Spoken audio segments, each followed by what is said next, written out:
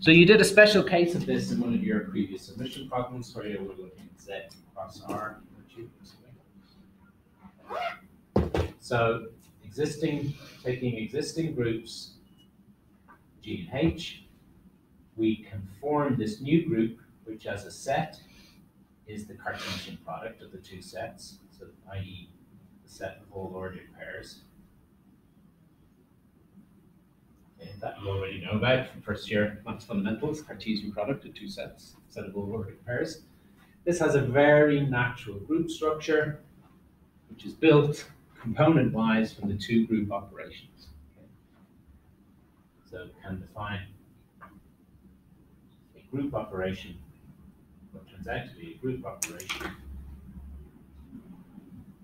on the Cartesian product, where two ordered pairs,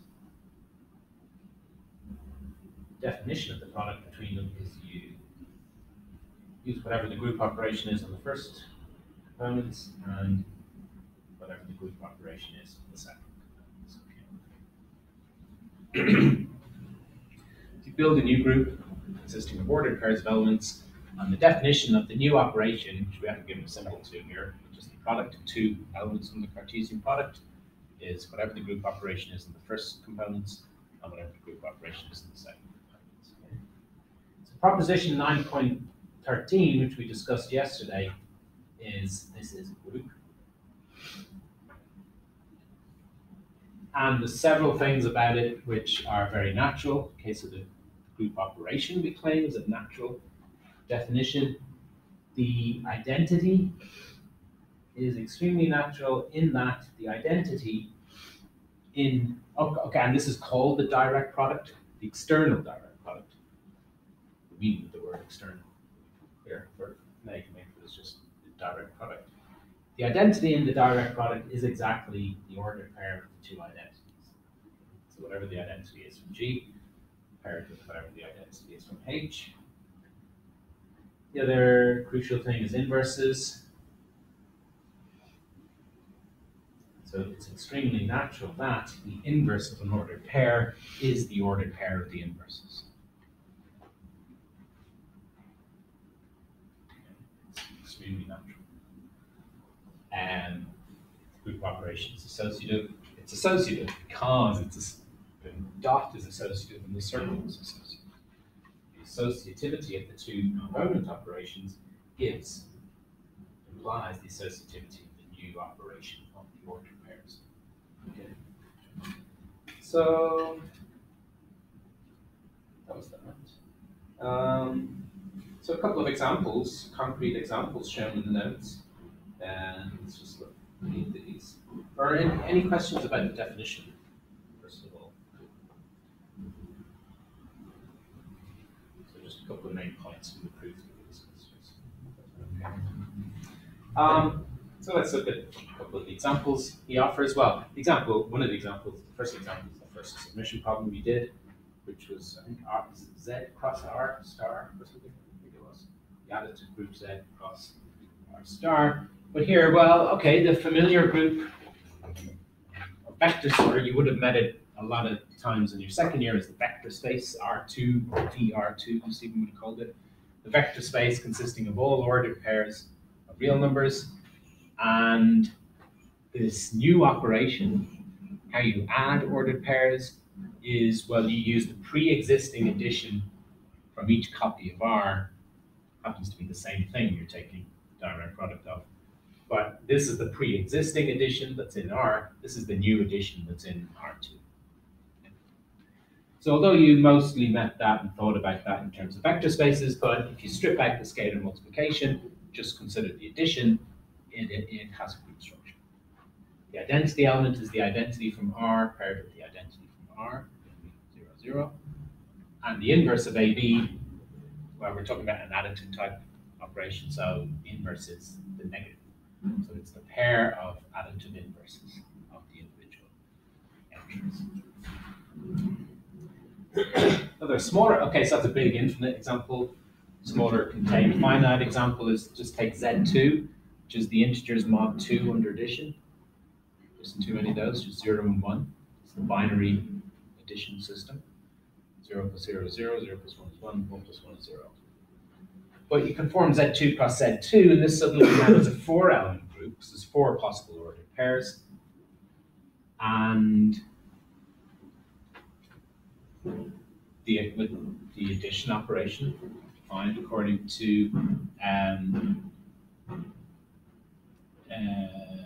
the direct product construction. And what he's talking about here is this is not isomorphic to Z4. This is nice to see. Z4 is the integers under addition mod 4, 0, 1, 2, 3, under addition mod 4. This is another 4-element group. This is 4 ordered pairs.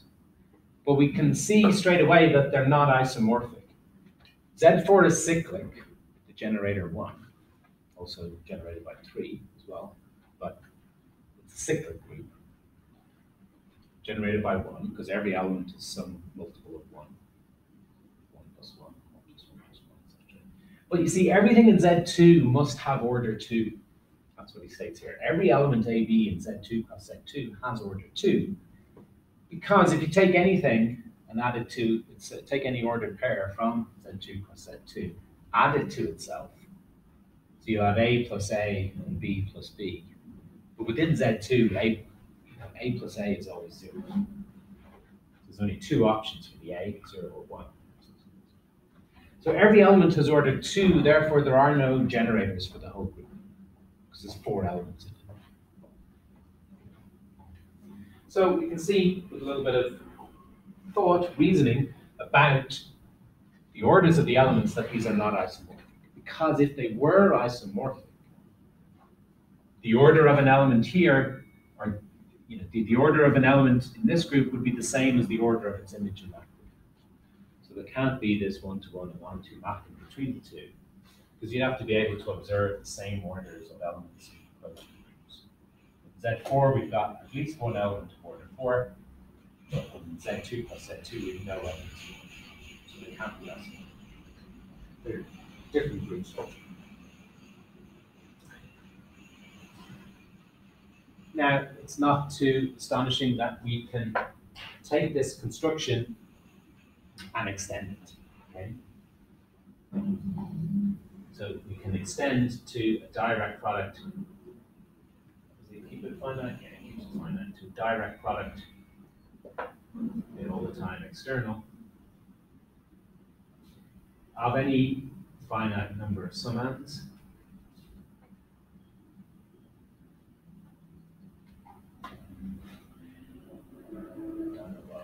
Direct, we should call them factors if we're talking about direct product. Okay, so we can talk about, we can use capital Pi, direct product. So this is the notation for G1 cross G2 cross Gn. So this is just as a set, this is just the Cartesian product. Hey George. As a set, this is just the Cartesian product of all of the groups.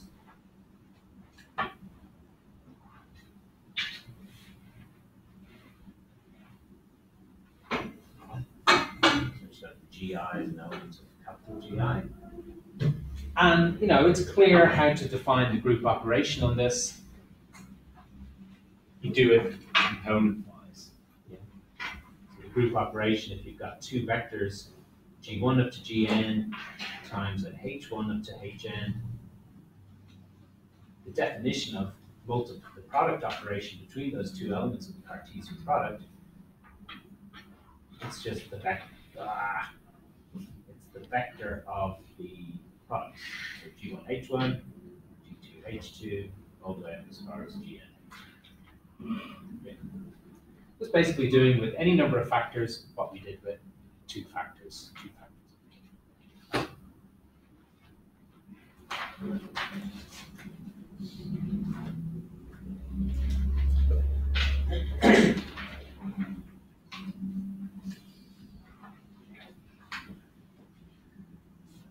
Okay, so a little bit of getting a bit of more of understanding of these groups. We've got theorem 9.17, which tells us how orders behave. So if you consider a general element of a direct product, and it says if G and H have finite orders R and S, G has order R, and H has order S, we know immediately what the order of the ordered pair is.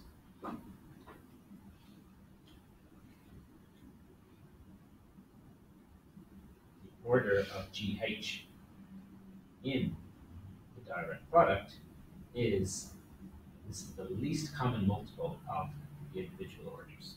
Okay. This is nice. It's extremely reminiscent of the results we encountered a week or two or a few weeks ago about what's the order of a product of disjoint cycles. Yeah, it was the least common multiple of the orders of the individual cycles, disjoint cycles in the product-driven composition. Very similar idea here, similar underlying feeling or patterns. Okay.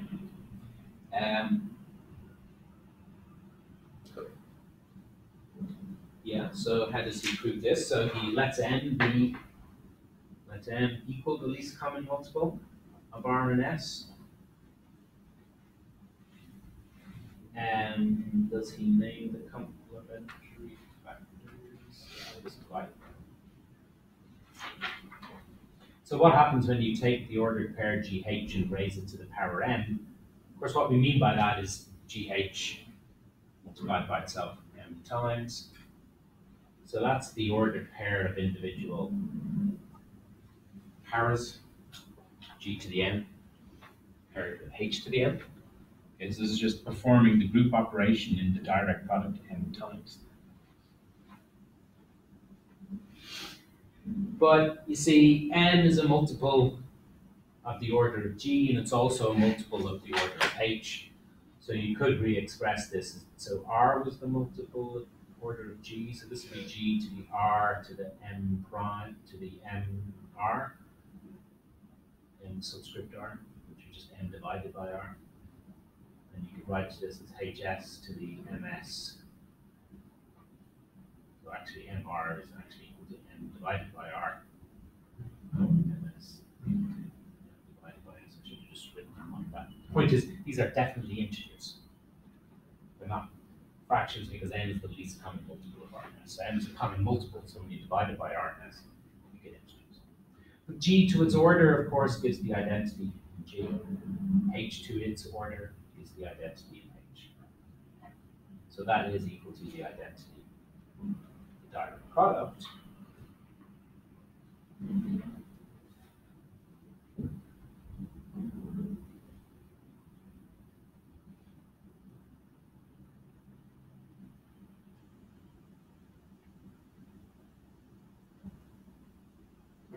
So what does that prove? That proves, hence, so if we raise the ordered pair to the power n, we get the identity. Now we already know about orders of elements that this will only be true if n is a multiple of the order of GH. Okay. So that tells us, therefore, n is a multiple of the order of the ordered pair GH.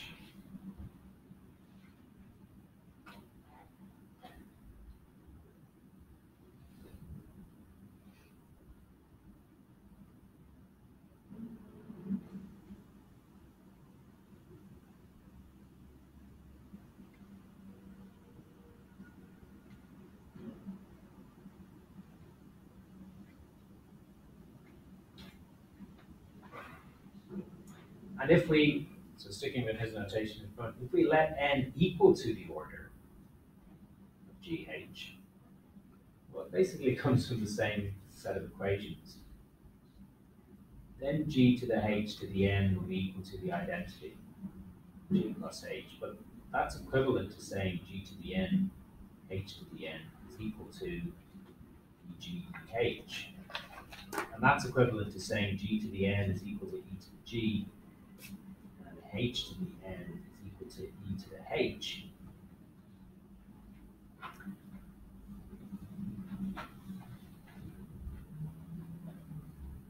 But that's true if and only if n is a multiple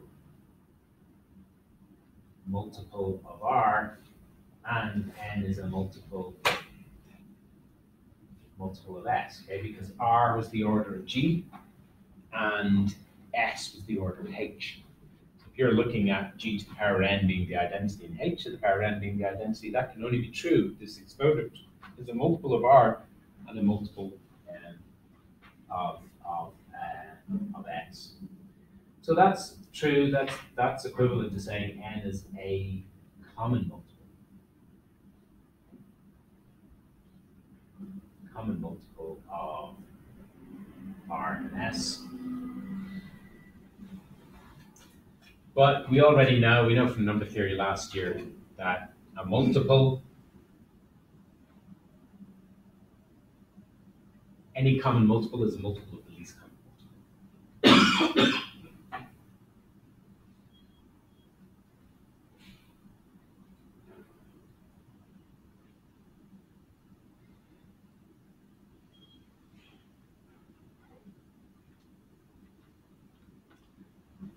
So what have we got? You see, we've got two statements about the relationship between m and n. Up here we've got m as a multiple of n, and here we've got n as a multiple of n. So how can two things be multiples of each other? Integer multiples of each other. Probably if they're the same. It could be plus and minus, they could be positive and negative, but we're talking about orders here. Orders are non-negative. Orders are strictly positive. So if n is a multiple of n, and similarly n is a multiple of n, yeah, the only way hence n equals n. Which is what we were asked to prove. That the order of GH, which is what n was, is equal to n, which is the least common multiple of r and s.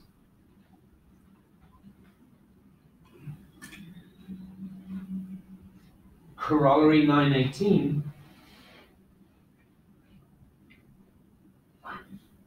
is the obvious extension to a direct product of any number of terms. So if you know the order of,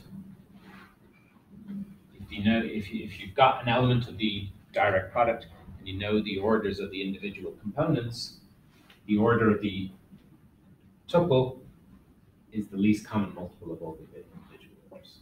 So just extending to any number of factors in the direct product, that results about two factors.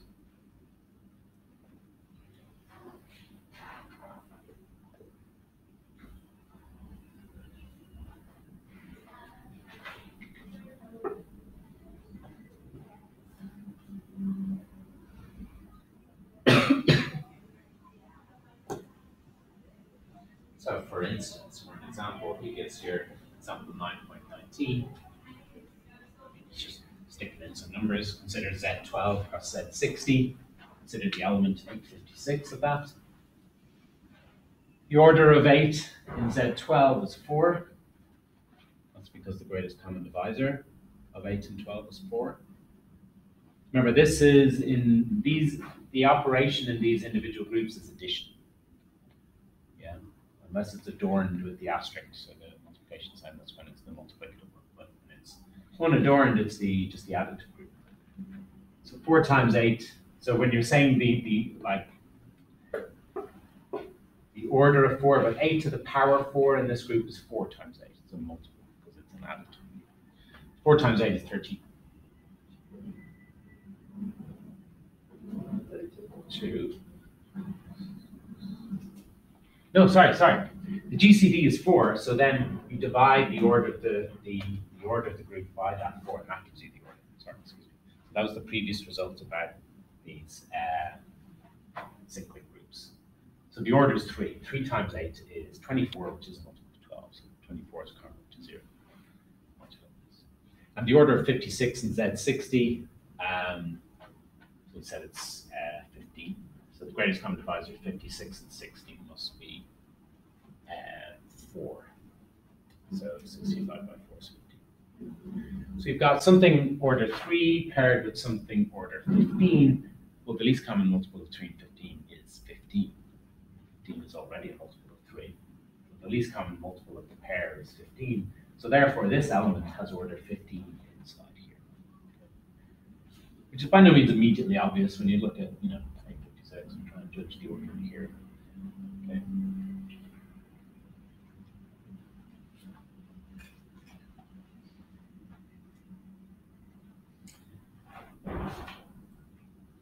Theorem 9.21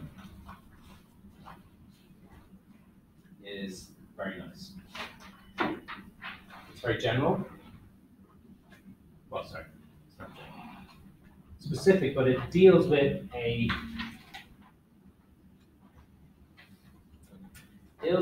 direct, when you take direct products of a Zm and a Zn.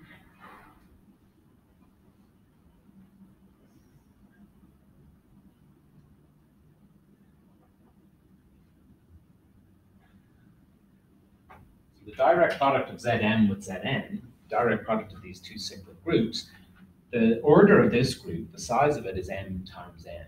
So the interesting question is when it's the same as the cyclic group of size m times n.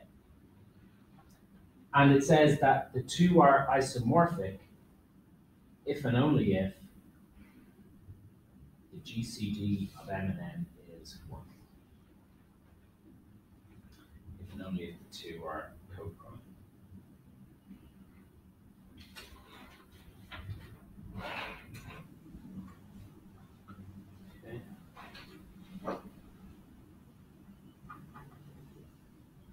So for the proof,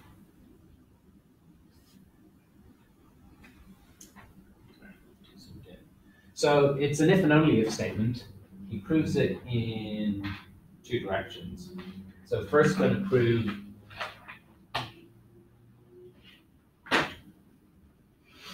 we prove the direction that Zm cross Zn isomorphic to Zm cross Zn implies the GCD is 1. Okay, that's the first. I'm not claiming that, but this is the first direction we're going to prove. But we're going to prove this by doing the contrapositive. By proving the contrapositive. Everybody remember contrapositives? Prove that it's false to prove that it's true. Contrapositive is swap everything. Swap Swap them over and negative them. Yeah. Just the whole lot. So it's reverse the direction of the implication, but amongst the negations of these two. So it's basically equivalent to proof by contradiction, but it's a cleanish way of presenting proof by contradiction. So a statement and its contrapositive are equivalent. So the contrapositive of this is the GCD of m and n being strictly bigger than 1 implies Zm cross Zn is not isomorphic to Zmn. So it turns out it's a shorter proof, or it's just easier to declare it, set it up like this. So what we would do would we would be introduce this non-trivial GCD of m and n. So it's strictly bigger than 1. Assume that.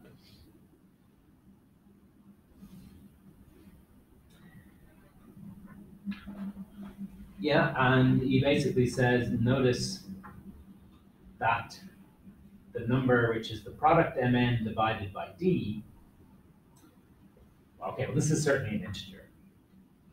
So you're dividing the product by a common divisor of m and n. So you could divide d into either of those factors at the top and leave an integer.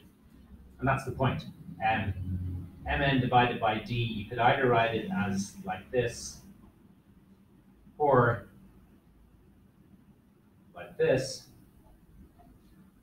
you see both of these things are integers because you're dividing m or dividing n by a divisor. So i.e. a common multiple,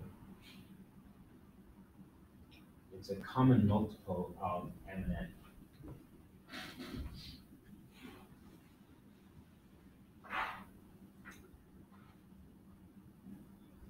Hence, for any element AB from the direct product. See, how are we going to prove that it's not isomorphic to Zmn? Well, one thing we know about Zmn is it's a cyclic group of size Mn. So what we're going to prove here is that this group on the left is not cyclic. So nothing has maximal order. Nothing has order m times n. Because basically everything has to have order less than or equal to this. So for any element there, if you take the power of that element, but of course we're working in an additive group here. So this is B.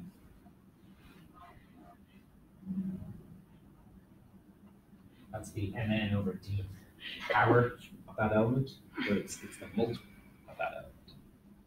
So we add together Mn over D copies of that element.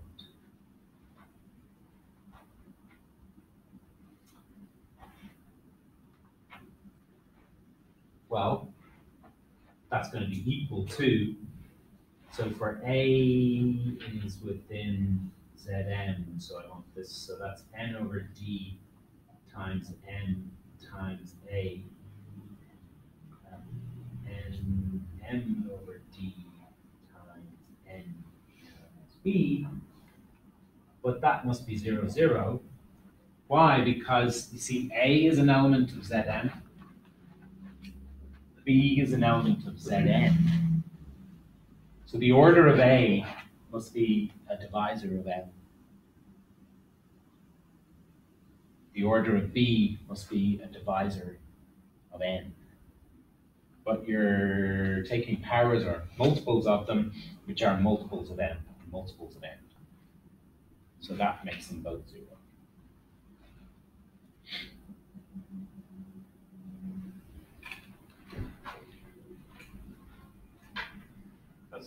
For all A in Z, M times A is equal to 0. Because it's going to be congruent to 0, modulo N. Similarly, for all B in Zn,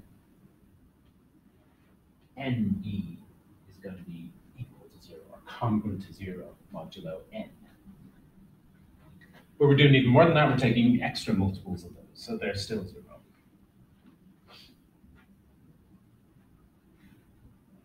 So what that shows is, therefore, the order of the original ordered pair AB in the group Zn plus Zn is a divisor. It's at most Mn over D, which is strictly less than Mn. D was a non-trivial common divisor. D was strictly bigger than 1. So every element in the direct product has order smaller than Mn. Therefore, this is not a cyclic group because it hasn't got any generators.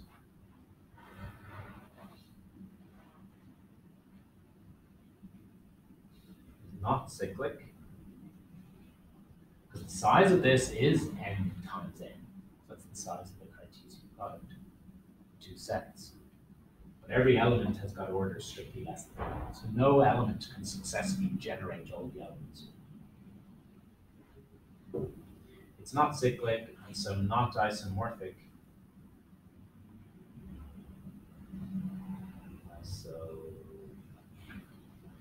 Isomorphic to the cyclic group Zn. So there you see we proved the contrapositive.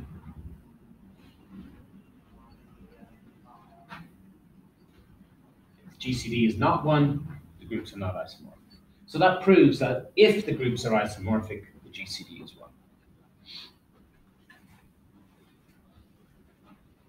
That's contrapositive. So for the other direction,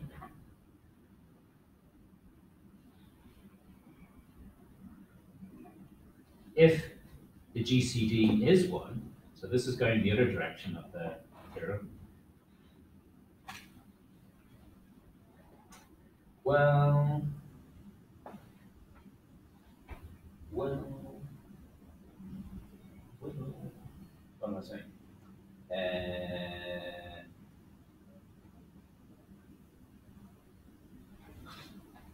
Yeah, right. Then the order of, say, this element, 1, 1, Zn cross Zn, is the least common multiple of Mn. See, 1 has order n in Zn, and 1 has order n in Zn. And we've just proved theorem 9.17, which says if you know the orders of the components in their respective groups, then the order of the ordered pair is the least common multiple. And the least common multiple, when the numbers are co-prime, is When the co-prime. just the product, yeah. The least common multiple has the potential to be less than the plain product of the two numbers when they have some intersect, when they share some common divisors. But when they don't share any common divisors, the smallest number that is simultaneously multiple of them both is just the product of them. So the order of this is Mn. So, the order of the subgroup generated by it has to be equal to the whole of the group.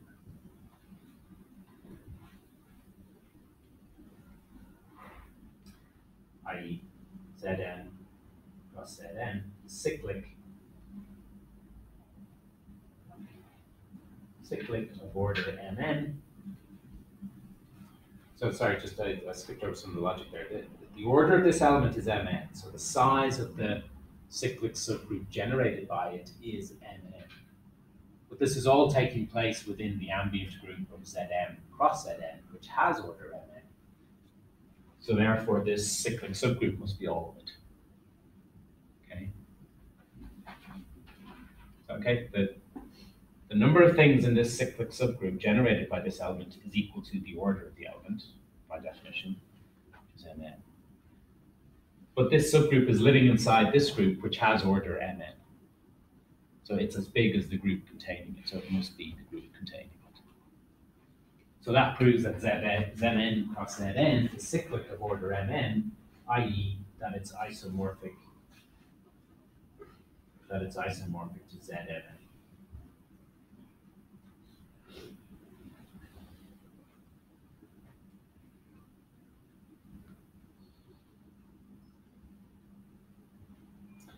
The corollary of this one, the extension of this one to any number of factors, just be a little bit careful.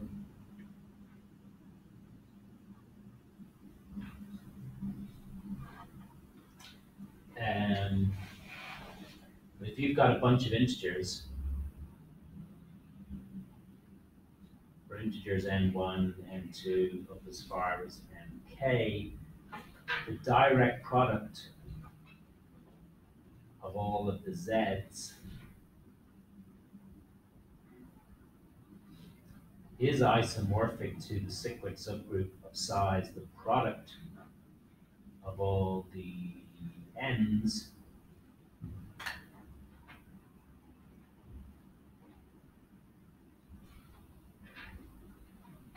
so this is the cyclic, the integers modulo the product of all the n's. It's only if, now just be careful here, you'd be tempted to say the greatest common, just a quick naive corollary, you'd be tempted to say it's that the greatest common divisor of all of these is 1. Now, that's not correct, that's not the correct extension. The correct extension is that it's the pairwise greatest common divisor of all of these is always 1. So they're pairwise co-prime.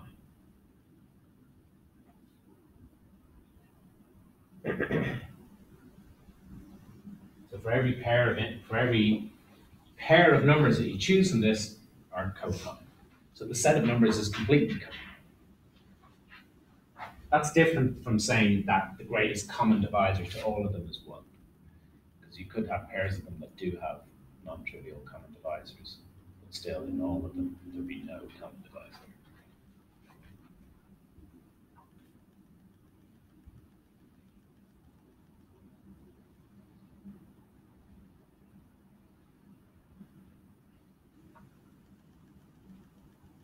And the nice corollary of this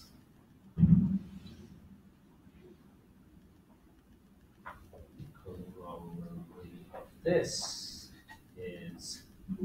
well, consider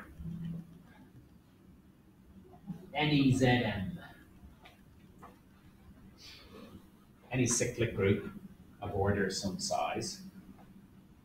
The additive group of integers modulo that is a model of your general cyclic group, but integer size.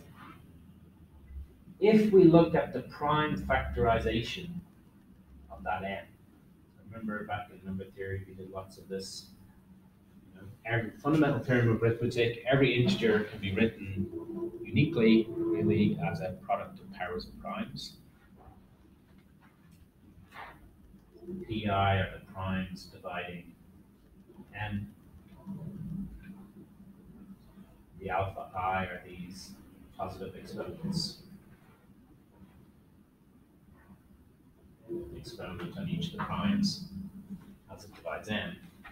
Well, what does this corollary say? It says Zn is isomorphic to the direct product of Zn of Z to Pi alpha I, where every I equal to R.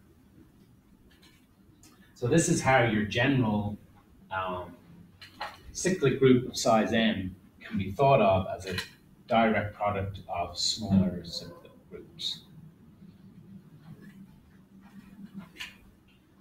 Since GCD, if you take 2 different prime powers, the reason that's true is if you take 2 different prime powers, they're of course co-prime. Because the power of a prime, the only possible divisors it has are smaller powers of that prime. If you take 2 different primes, I not equal to j, 2 different primes, and whatever powers you take of them, the only common divisor there between those 2 is 1.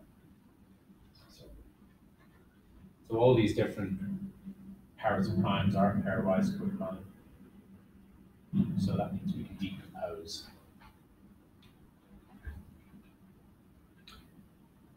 the general cyclic group of size n like that.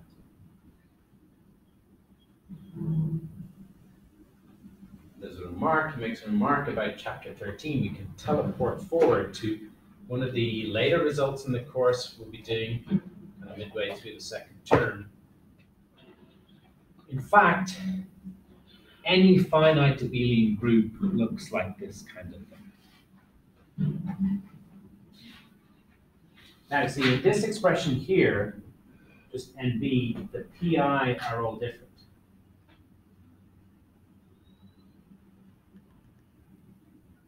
Because there's a bunch of different prime factors that n has. In chapter 13, we will prove, and it takes some bit of machinery to prove it, but we'll be able to do it. We will prove that for any finite abelian group,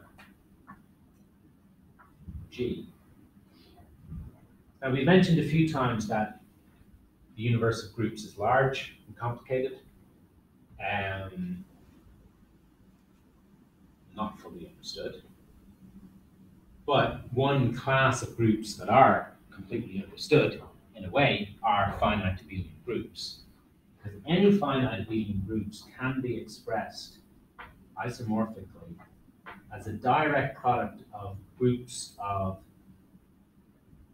cyclic groups of this form. Set pi to, I'll just use different experiments, just not to confuse with that statement up there. Pi to the beta I, some bunch of things here, but now the pi are not necessarily distinct.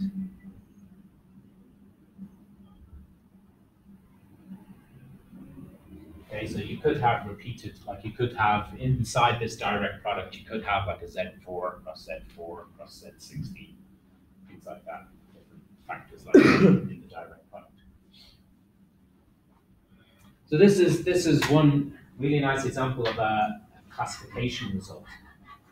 So this is known as the classification of finite abelian groups.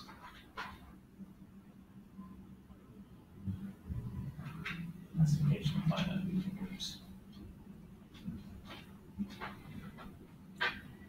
Finite abelian groups are just direct products of some number of cyclic groups of prime power order. Each of these summands is a cyclic group whose order is a certain power of a prime. And you just take a direct product of a selection of those. Any finite abelian group can be expressed as one of those.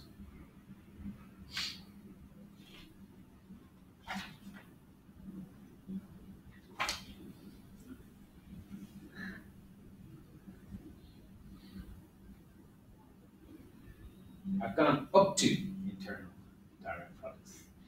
Internal direct products, I'm not going to do 3 minutes. They reappear actually, I think the reason they're there is because we're going to need them in the proofs. So let's simplify. Why not postpone? Your mother, we always tell you don't put it off till tomorrow or do today. So don't postpone things, but we will postpone it today because we won't actually need it. So we'll keep it simple. So we'll stop there. So direct products for the moment. Think of this relatively. So it's this group construction for building complicated groups by forming Cartesian products of groups, and there's a natural group operation you can put onto the Cartesian product. This notion of so these are really external ones. The internal ones, I made some remarks on this yesterday. So this is like the building constructive thing.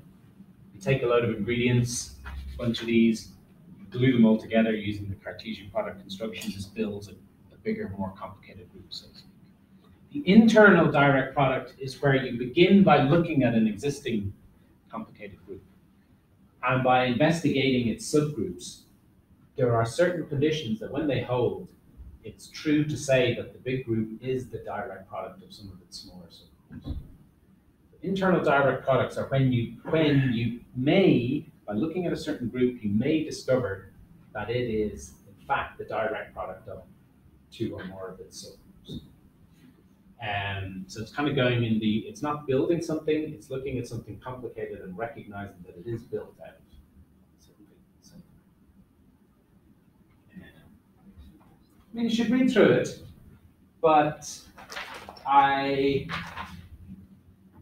we will revisit it certainly when we look at the classification of finite abelian groups later on. Okay. So any questions?